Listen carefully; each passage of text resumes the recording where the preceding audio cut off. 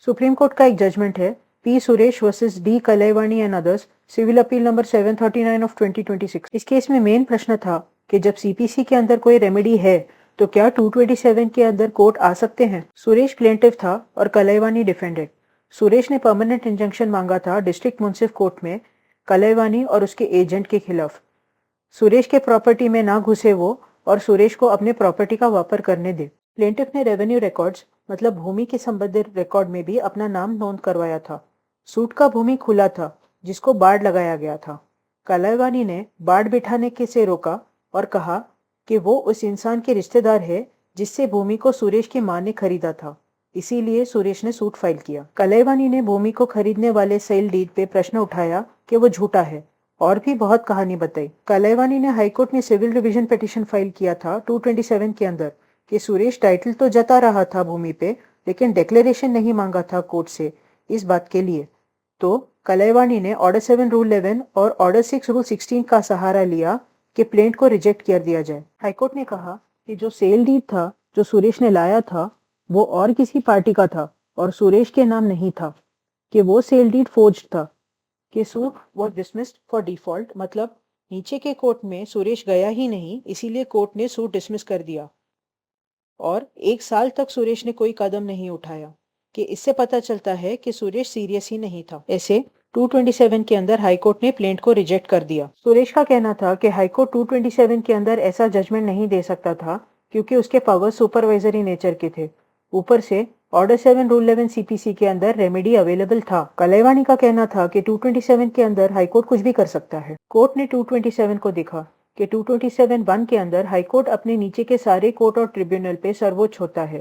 227(2) के हिसाब से 227 में जो है उसके खिलाफ न जाते हुए हाईकोर्ट अपने नीचे के कोर्ट से रिकॉर्ड मांग सकता है, रूल बना सकता है, पद्धत को लेके और अकाउंट्स के बारे में कह सकता है।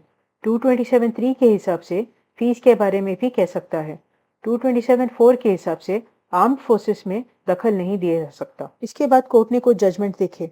एक जजमेंट के हिसाब से 227 एक असाधारण उपाय है तो इसका वापर गलत और ज्यादा करने से इस बात पे प्रश्न उठेगा। उसी जजमेंट में कहा गया था कि 227 का वापर कम से कम करना चाहिए कि न्याय का पहिया रुक न जाए और न्याय की जड़ें दूषित न हो सके, लोगों का विश्वास बना रहे कोर्ट पे। एक अलग जजमेंट में कहा गया था कि जहां जिस कानून के अंदर केस है उस कानून में रिवीजन का अधिकार नहीं है तो कुछ असाधारण मौकों पे 227 का वापर कर सकते हैं, क्योंकि 227 का उद्देश्य रेगुलर कानून का ऊपर से जाना नहीं था। 227 का वापर अपील के रूप में नहीं होना चाहिए।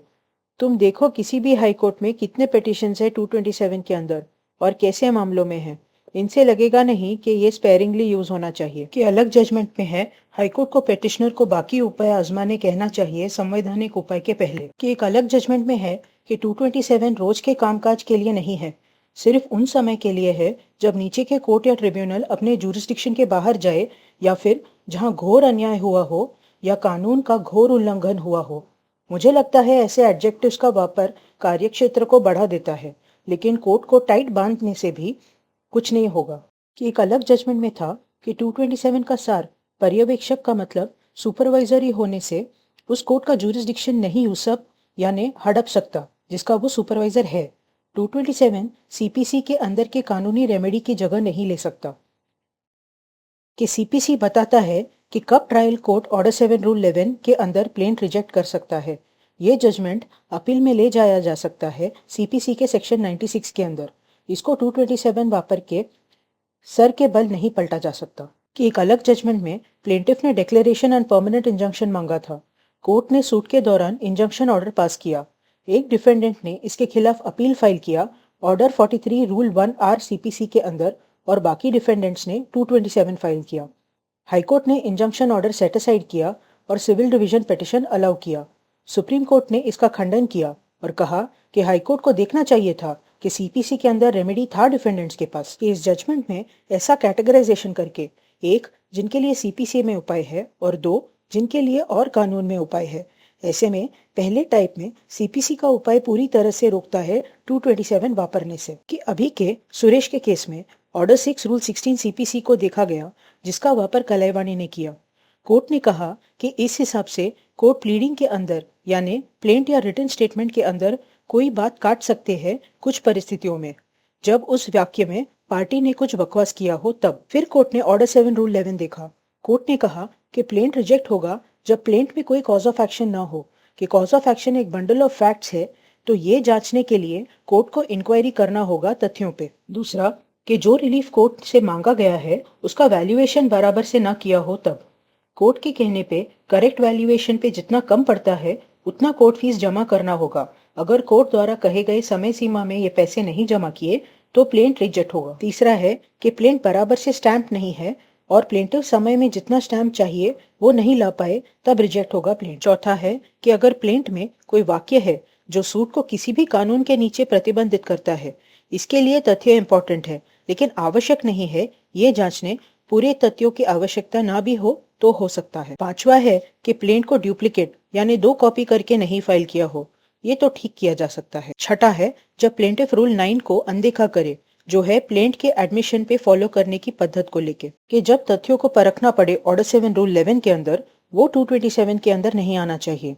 227 वैसे भी कम से कम वापरा जाना चाहिए कि सुपरवाइजरी जुरिस्डिक्शन सीपीसी में बताए गए उपाय के ऊपर नहीं है। तो इस केस में उठे प्रश्न के लिए कोर्ट ने कहा कि कलाईवाणी के पास ऑर्डर 7 रूल 11 का उपाय था और ऊपर से सूट एक टाइटल डिस्प्यूट है और कलाईवाणी का कहना था कि सूट झूठे कागजों पे बनाया गया है।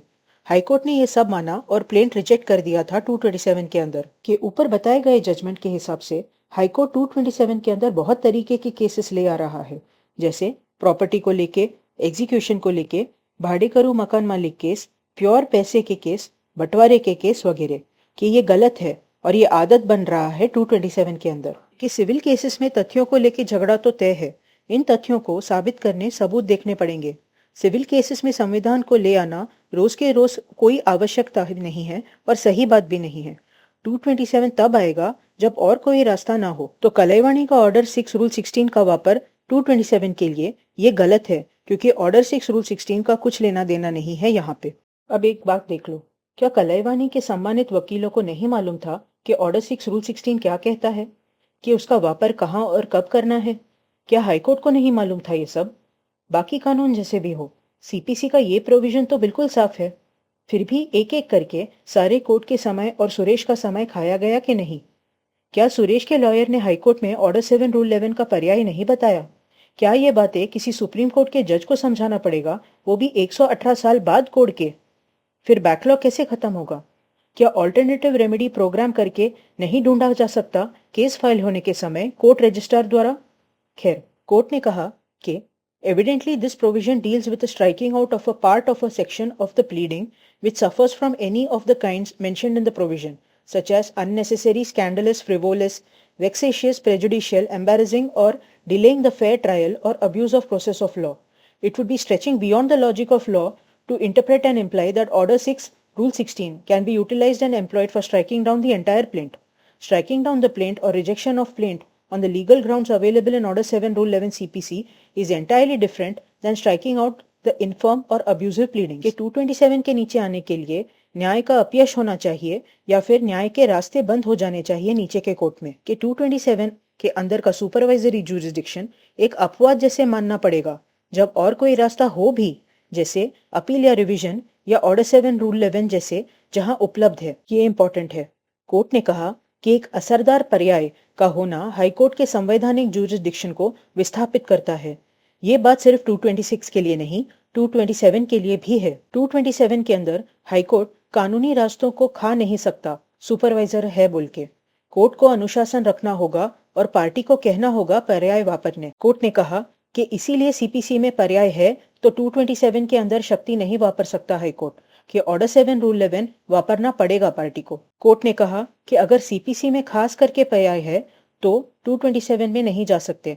अपवाद सिर्फ होगा जब सुपरवाइजरी जुरिस्डिक्शन का वापर करना हो। कोर्ट ने कहा कि हाईकोर्ट ने गलती की 227 वापर के प्लेंट को रिजेक्ट करने के लिए। कोर्ट को सही रास्ता दिखाना चाहिए था कलाईवाणी को। ऐसे अपील अलाउ हुआ और सूट को फाइल पे रिस्टोर कर दिया नीचे के कोर्ट में। चाहे तो कलाईवाणी वहां ऑर्डर 7 रूल 11 फाइल कर सकता है।